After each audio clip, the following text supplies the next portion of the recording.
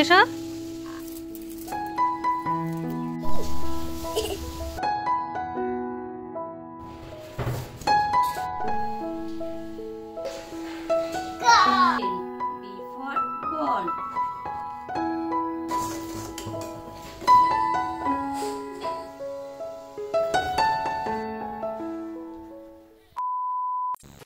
শুভ দুপুর বন্ধুরা, কেমন আছো সবাই? আশা করছি তোমরা যে যেখানেই আছো প্রত্যেকেই খুব ভালো আছো। আমিও তোমাদের ভালোবাসায় বেশ ভালো আছি। আজ আরো একটি নতুন ব্লগে তোমাদেরকে অনেক অনেক স্বাগত জানাই।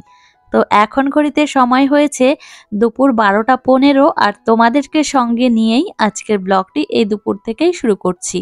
আজকে সকাল থেকেই অনেকটা কাজের ব্যস্ততা ছিল, সেই জন্য ব্লগটা শুরু করতে একটু বেশি দেরি হয়ে গেছে। যাই হোক, তোমরা দেখতে থাকো, আশা করছি তোমাদের খুব ভালো লাগবে। আর মাম্মাম সোনাকে এখন স্নান করিয়ে দিচ্ছি। আর আমার মেয়ের শরীরটা তেমন একটা ভালো না, ঠান্ডা সর্দি লেগেছে, তোমাদের তো বলেছি। তবুও ওই যে দেখো স্নান করছে, স্নান করতে আসলে বাথটব থেকে একদমই উঠতে চায় না। যতটা পারি একদম ঝটপট করে নিয়ে যাওয়ার চেষ্টা করি, কিন্তু উঠতে চায় না। তো নাক দিয়ে জল ঝরছে, কি আর করব বলো, স্নান তো প্রত্যেক দিনই করাতে হবে। আর আমার মেয়ের জ্বর হলে বা ঠান্ডা সর্দি লাগলে আমি প্রায় প্রত্যেক দিনই স্নান করিয়ে থাকি। তো এই যে দেখো, এখন আমার মাম্মাম সোনাকে ঘরে নিয়ে এসেছি আর এখন রেডি করিয়ে দিচ্ছি। তো এখন মুখে ক্রিম লাগাতেই চায় না, প্রচুর দুষ্টু দুষ্টু করে। তো এমনি বডি লোশন লাগাতে দেয়, কিন্তু মুখে ক্রিমটা তেমন ভাবে লাগাতে দেয় না। মানে কোনো একটা কাপড় নিয়ে এসে মুখে ক্রিমটা তুলে ফেলে। তো দেখো নিজে নিজে আবার ক্রিম লাগাচ্ছে। তো মেয়েকে রেডি করানো হয়ে গেল। তো আজকে অনেক সকালে আমি স্নানটা সেরে নিয়েছি, জানো তো, মানে সকালের কাজকর্ম সেরে নিয়েছি, তার পরপরই স্নানটা করে নিয়েছি। ঠাকুর পুজো হয়ে গেছে, আদিশ্রীকে তো রেডি করানো হয়ে গেছে। আর এখন মাম্মাম সোনাকে নিয়ে আমি যাব দোতলাতে, আর কিছু খাবার নিয়ে যাব, মেয়ে বসে বসে খাবে আর তোমাদের কয়েকটা জিনিস দেখাবো। তো মেলায় গেছিল তোমাদের দাদা ভাই, তো কয়েকটা জিনিস নিয়ে এসেছে, সেগুলো তোমাদেরকে এক ঝলক দেখিয়ে দেব। তো এই যে দেখো মেয়েকে এখন ডাকছি যে মুড়িগুলো খেয়ে নাও, তো এখন আসবে। তো মুড়ি খেতে বড্ড বেশি ভালোবাসে মাম্মাম সোনা। তো এই যে দেখো নিয়ে নিল, আর চলো তোমাদের জিনিসগুলো এখন দেখাই। তো অনেক দিন ধরেই ইচ্ছা ছিল যে সিরামিকের এই বাটিগুলো কিনবো, তো তেমন ভাবে পাচ্ছিলামই না। কিন্তু মেলায় গেছিলাম একদিন, তোমাদের সঙ্গে ব্লগটা শেয়ার করেছিলাম, 6টা বাটি আমি কিনেছিলাম। তার মধ্যে সমস্ত বাটিগুলো ভেঙে গেছে।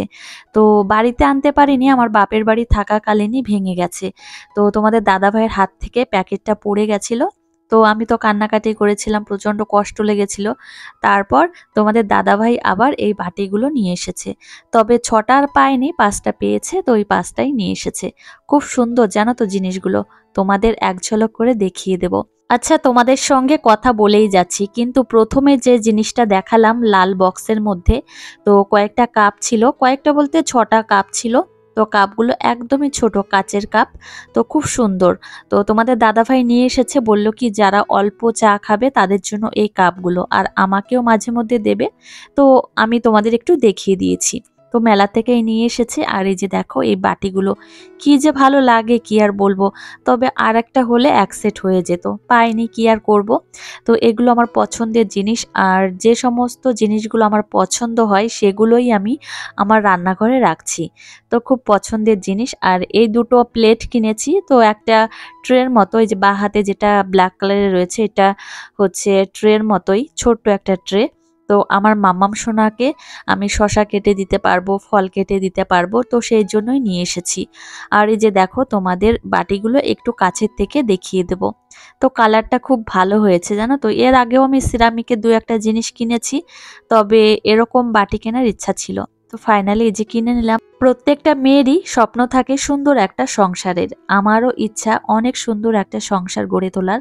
তো এই যে দেখো তোমাদের দাদাভাই একটা খুব সুন্দর রান্নাঘর তৈরি করে দিয়েছে। আমি অবশ্য বলেছিলাম যে রান্নাঘরটা আর আমার বেডরুমটা যেন খুব সুন্দর হয়, সেটাই করে দিয়েছে। আর রান্নাঘরটা তোমাদের তো এখনো পুরো দেখাইনি যে কোথায় কি আছে, কোথায় কি রেখেছি। তো এখনো পর্যন্ত দেখাইনি, শুধু একটু মাঝে মধ্যে দেখাই। তবে দেখাবো, রান্নাঘরটা আরো সুন্দরভাবে সাজিয়ে তুলি তারপরই দেখাবো। আর রান্নাঘরটা খুব সুন্দর হয়েছে জানো তো, মনের মতো করে। আর প্রত্যেকেরই নিজের রান্নাঘরটা সুন্দরই হয়, আমারও তেমনি। নিজের জিনিসগুলো তো আমি ভালোই বলবো বলো। আমার জিনিসগুলোকে আমি খারাপ বলবো যে আমার জিনিসগুলো খারাপ হয়েছে? তো আমি ওই জন্যই বলি যে আমার জিনিসগুলো খুব সুন্দর হয়েছে। আর এদিকে মাম্মাম সোনা তো এখানেই রয়েছে।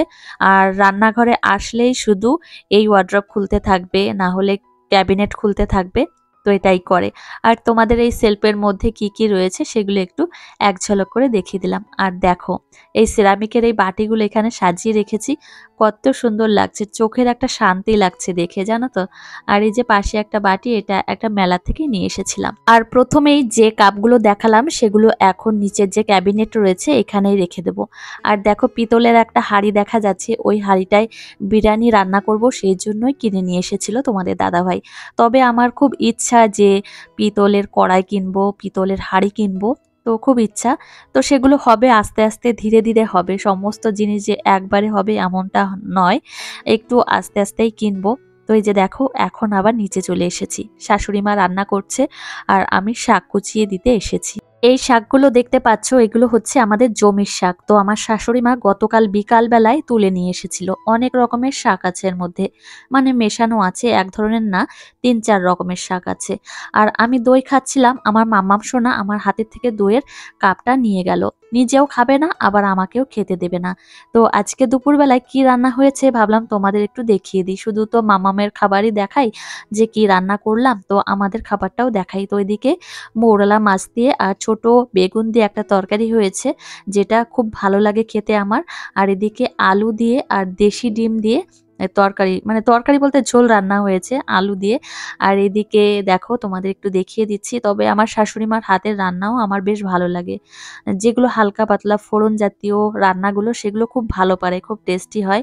মশলা জাতীয় রান্নাগুলো তেমন একটা ভালো পারে না। তো মশলা জাতীয় খাবারগুলো আমি বেশ ভালো পারি। আর এদিকে বাটা দিয়ে সর্ষে বাটা রান্না হয়েছে, তো এটাও খুব পছন্দের একটা খাবার। আর একটা জিনিস রান্না হয়েছে সেটা হচ্ছে শাক, তো রসুন দিয়ে শাক রান্না করেছে। তো যাই হোক, এই যে দেখো খাবারগুলো তোমাদের এক ঝলক করে দেখিয়ে দিলাম। আর দুপুরবেলায় মেয়ের জন্য কি রান্না হয়েছে সেটাও তোমাদেরকে দেখিয়ে দেব। তো আজকে দুপুরবেলায় মেয়ের জন্য রান্না হয়েছে ডিমের ঝোল। তো প্রথমে দেখালাম ডিমের ঝোল রান্না হয়েছে আমাদের বাড়িতে, তো মেয়ের জন্যও তুলে রেখেছে। তো আজকে মেয়েকে দুপুরবেলায় ডিম খাওয়াইনি। তো আমি শাশুড়ি মাকে জিজ্ঞাসা করেছিলাম যে দুপুরে কি খাওয়াবো আদিশ্রীকে, তো বললো কি যে ডিম রান্না করছি, যদি ডিম খাওয়াও তাহলে ডিমের ঝোল তুলে রাখবো। তো ওই জন্য আমি আলাদা করে আর রান্না করিনি, যেহেতু মা রান্না করছে সেই জন্য তুলে রাখতে বলেছিলাম। আর এই যে দেখো আমার মেয়েকে খাওয়াতে এসেছি। তো খাওয়াতে আসলেই তো একরকম যুদ্ধ করতে হয় এখন, কান্নাকাটি, তো ছোটাছুটি এই করে। তবে অনেক কষ্ট হয় জানো তো খাওয়াতে এখন। আর শরীরটা তেমন একটা ভালো না, মুখেও রুচি নেই, মামাম সোনার খেতে চায় না, প্রচুর পরিমাণে দুষ্টুমি করে, কান্নাকাটি করে। আর জেদটাও অনেক হয়েছে, দেখো তোমরাই দেখো কেমন কান্নাকাটি করছে। তবে অনেকটা সময় লাগে, প্রায় আধ ঘন্টার বেশি সময় লেগে যায়। তো এরকমই করছে এখন আপাতত, কবে শরীরটা ঠিক হবে আর মুখের রুচিটা কবে ফিরবে সেটাই ভাব।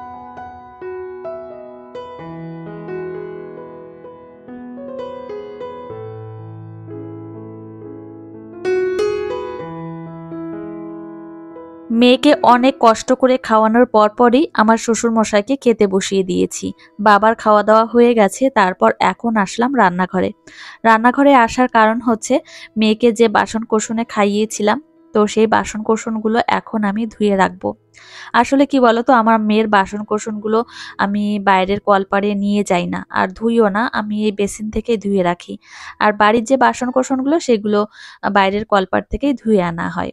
তো যাই হোক, এই কাজকর্মগুলো করে আবার মেয়েকে ঘুম পাড়াতে হবে, অনেক কাজ রয়েছে জানো তো।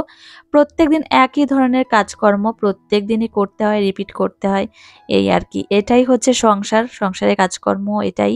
বছরের পর বছর চলে যাবে এই করতে করতে, বৃদ্ধা হয়ে যাব তবুও সংসারের কাজকর্ম থেকেই যাবে। তো এই যে দেখো এখন বাসনগুলো আমি ধুয়ে নিচ্ছি, তারপর জল ঝরিয়ে জায়গা মতো জায়গায় আবার রেখে দেব। আবার দুপুরের খাওয়া দাওয়া করব, তো এই আর কি। তো এই করতে করতে বেলাটা চলে যাবে। তবে এখন বেলাটা অনেকটা বড় হয়ে গেছে, পুরো এখন 6টার সময় সন্ধ্যাটা লাগে, সেই জন্য এখন একটু রেস্ট পাওয়া যায়।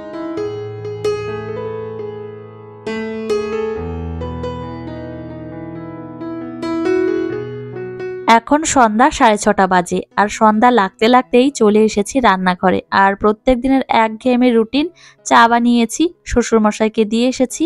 আর তোমাদের দাদাভাই বলল একটু বেশি আদা আর গোলমরিচ দিয়ে লবঙ্গ দিয়ে চাটা একটু ঝালঝাল করতে, কেননা বরমশাইয়েরও ঠান্ডা সর্দি লেগেছে আর আমার মাম্মাম সোনারও লেগেছে, শুধুমাত্র আমার হয়নি।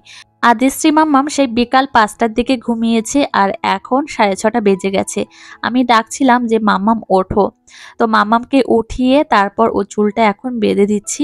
তো ওকে ফ্রেশ করিয়ে দিয়েছি আর ক্রিম লাগিয়ে দিলাম মুখে। তো এখন ওয়েদারটা বেশ একটু মানে ঠান্ডা ঠান্ডা পড়ছে, মানে দেখবে স্কিনে কেমন একটা টান লাগছে, ক্রিম না দিলেও হয় না। এই সন্ধ্যার দিকেও ক্রিম দিতে হয় মুখে, গায়ে হাত পায়ে একটু ক্রিম দিয়ে দিয়েছি। আর এখন মাম্মাম সোনাকে নিয়ে বই পড়তে বসলাম। তো এখন প্রত্যেক দিনের রুটিন, প্রত্যেক দিন সন্ধ্যার সময় এখন মেয়েকে নিয়ে আমি বই পড়তে বসি। আমার মেয়ে আঁকিবুকি করে এই আর কি, আর আমি ওর পাশে বসে বই পড়ি।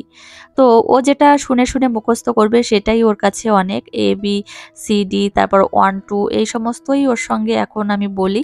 এগুলো খুব সহজ, সেজন্যই আমি এগুলো আওড়াতে থাকি, যেটা শুনলে আমার মেয়েরও উপকার হবে। আদিশ্রীর বয়স এখন 2.5 বছর। আদিশ্রী এখনো পর্যন্ত লিখতে পারে না। তোমরা আমাকে জিজ্ঞাসা করেছিলে যে মামাম সোনা কি লেখালেখি করতে পারে? না, লেখা এখনো পারে না, তবে এই যে হিজিবিজি আঁকে এটাই। এখন যা ওর বয়স, এখনো হিজিবিজি আঁকবে, আবার কদিন পরে একটু গোল গোল আঁকবে, তারপর বিন্দুর সঙ্গে বিন্দু মেলাবে। তো একটু বড় হলে পারবে। আর মেয়ের কথা এখনো পর্যন্ত ধীর, তো মাম্মাম সোনা এখনো তেমন ভাবে কথা বলতে পারে না, সেই জন্য সমস্ত কিছুই একটু লেটে লেটেই হচ্ছে। তবে লেটে লেটেই হোক, আমি অত চাপ দিতে চাই না মাম্মাম সোনাকে। ও নিজের মতো করে যখন পারবে তখন পারবে, তখন নিজেই সমস্ত কিছু করতে পারবে। তো মেয়েকে নিয়ে প্রায় অনেকক্ষণ সময় কাটিয়েছি, আধ ঘন্টারও বেশি সময় কাটিয়েছি। তবুও এখন লাস্ট বার মেয়েকে একটু পড়াচ্ছি, তারপর একটু বাদেই যাব রান্নাঘরে। মেয়েকে আজকে সন্ধ্যার সময় কোনো কিছুই খাওয়াইনি, পেটটা ওর তেমন একটা ভালো না, মানে নরম নরম পটি করছে। আর আমার মেয়ের শরীরটাও তেমন একটা ভালো নেই, মানে গতকালকে তোমাদের সঙ্গে কোনো ব্লগ ভিডিও আমি শেয়ার করতে পারিনি। তো একটাই কারণ হচ্ছে আমার মেয়ের শরীরটা ভালো না, আমি তেমনভাবে ভিডিও এডিট করতে পারছি না। আর সর্বোপরি একটা কথা বলবো যে আমার পরিবার আগে, মানে আমার সন্তান আগে, পরিবার আগে, তারপরই হলো ইউটিউব। তো আমার মেয়েকে সামলিয়ে আমি যদি পারি ভিডিও করতে বা ভিডিও এডিট করতে, তাহলেই ভিডিও দেব। আর আমার মেয়ের শরীর খারাপ থাকলে আমার কোনো কিছুতেই মন বসে না, ভালো লাগে না, মানে এতটা কষ্ট লাগে কি বলবো, ওর মুখের দিকে তাকালেই কষ্ট হয়। তবে যে খুব বাড়াবাড়ি বা খুব বাড়াবাড়ি শরীর খারাপ হয়েছে তেমন একটা না, মানে ঠান্ডা সর্দি লাগলে যেমন হয়, গাটা হালকা গরম গরম থাকে, খেতে চায় না, মুখে রুচি থাকে না, সেরকমটা হয়েছে।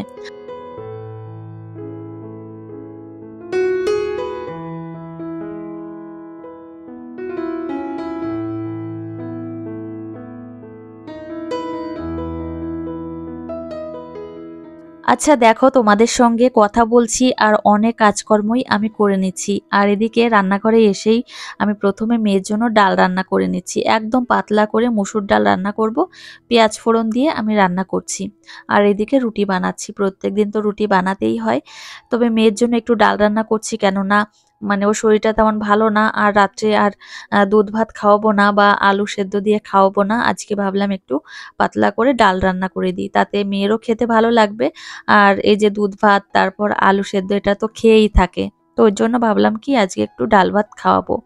আর এদিকে রুটি বানিয়ে নিচ্ছি, আর মেয়ে আমার মাঝে মধ্যে আসছিল, আবার চলেও যাচ্ছে। তো দেখতে আসে আমি রান্না করি, একটু দৌড়ে দৌড়ে দেখে যায়। তো মা মেয়ের সম্পর্ক জানো তো মধুর হয়। তো এখন এই যে নামিয়ে নিলাম ডাল, আর এখন রুটিগুলো বানানো হয়ে গেছে। আর ছোট্ট একটা রুটি বানিয়েছি, মানে বেবি রুটি। এই যে দেখো, বড় বড় রুটি বানিয়েছি, তার মাঝখানে ছোট্ট একটা রুটি বানিয়েছি। তো আমার মেয়ের জন্য বানিয়েছি, যদি খায় খাবে, না খেলে না খাবে। তো ওর দাদাভাই যখন রুটি খেতে বসে তখন ধরাধরি করে, তো আমি একটা ছোট্ট রুটি বানিয়েছি।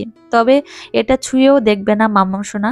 তো এই যে দেখো, এখন আবার মেয়ের খাবার রেডি করতে আসলাম। তো এদিকে ভাত নিয়ে নিয়েছি। তো আজকে আমার মাম্মাম সোনার রাতের খাবার হচ্ছে ভাত, আর এদিকে পাতলা করে মসুর ডাল। তো এই খাবারটা দারুণ খাবার, জানো তো, খুব হেলদি এবং টেস্টি। তো যাই হোক বন্ধুরা, চলো আমার মেয়েকে গিয়ে এখন খাইয়ে দিই। আর আমার মেয়েকে খাওয়ানোর পরপরই ওর বাপির সঙ্গে আবার খেলা করবে। তো ওর বাপিও তাড়াতাড়ি আজকে চলে এসেছে, আজকে আর খেলতে যায়নি, প্রত্যেকদিন ব্যাডমিন্টন খেলতে যায়। তো যাই হোক, বাপিকে কাছে পেয়ে মাম্মাম সোনা আজকে অনেক খুশি। তো চলো বন্ধুরা, আজকের ব্লগটি আর বেশি বড় করব না, এখানেই শেষ করব। তোমাদের কেমন লেগেছে আজকের ব্লগটি অবশ্যই জানিও, আর তোমাদের সঙ্গে দেখা হবে পরের একটা মিষ্টি